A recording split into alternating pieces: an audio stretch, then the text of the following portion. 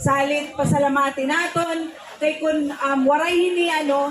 waray hini pa kapaghunahuna natong gobernador siguro nahiaaral na kita ang mga hanunang mga panahon nga ang aton mga opisyalis pinangingitala naton yung mag-election hay mga taga-barangay Aguinaldo haladaw ang sa kamot mopay out to yak pagudan naghihinga-hinga minuta balitaw mabutlaw kay naglinugsungon pa kami pikang barangay Quirino pero very fulfilling ang feeling kay sinipangani kanina ni Gobernador Kanon dito nakita namon ang sitwasyon dito sa barangay Quirino sa inihan mga rason kung kay naging bubuhat ini naton nga serbisyo caravan para makita ni Governor ng aton mga board members ang aton mga local officials its sitwasyon lalong-lalo na dito mga tayaw ng mga kabarangayan it akon pag respeto hit aton mahal nga gobernador an author hindi nga aton gibubuhat nga serbisyo caravan iya ini programa sinusuportahan ni Vice Governor nga akon mga hamon ng mga board members of course sa Governor Benny Bardone para pakin naton iyong matanan mga mulupyo din niya barangay Aguinaldo again maupay nga udto iyong matanan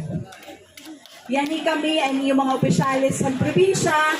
para sa ko pa maghatod hini nga mga serbisyo ang gobyerno. Igin padangat ang aton provincial government, pinaagihan leadership ang aton Governor Benny Bardone para agud kamo nga mga mulupyo dinit aton kabarangayan diri na kamukurian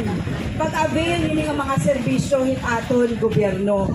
Siring pangani diri nakamukinahanglan magpilan masahi pa ngadto ha Borongan or nga dihagiwan kay yan hina gindara na ni Governor ini nga magdirodilal nga mga serbisyo. Salit pasalamati naton kay kun waray hini pa kapaghunahuna natong gobernador siguro nahiaaral na kita ang mga hanunang mga panahon nga ang aton mga opisyalis pinangingitala naton yung mag-election hay mga taga-barangay Aguinaldo haladaw ang sa kamot Gaga. Diba, hanunang nga panahon, kinikita lang natin ang mga opisyalis niya minsan hin mag-eleksyon. Pero ipinakita ni Governor Ben, nga iba pa nga mga opisyalis, nga diri ngay ang sugad, ipang gobyernohan,